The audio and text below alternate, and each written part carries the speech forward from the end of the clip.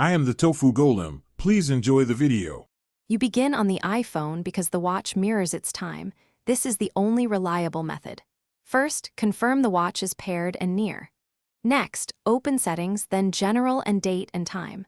Once there, turn off Set Automatically. This gives you manual control.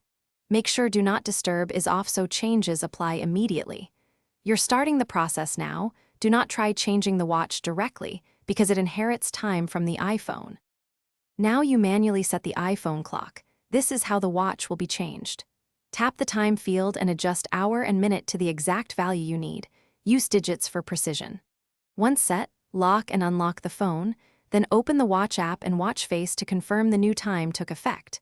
If you want the watch ahead by a fixed amount, use watch app right arrow clock, right arrow time ahead. Make sure to observe the change on the watch face. Finish by confirming the watch shows the updated time. You've now set it via the iPhone. If the change doesn't appear, restart the watch and iPhone and ensure Bluetooth and Wi-Fi are active. Once done, reopen the watch app to check sync. If problems persist, unpair and repair the watch. Your iPhone creates a backup automatically.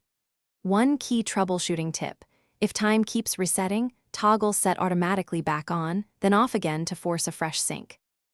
Thanks for watching. Consider subscribing if we helped you today.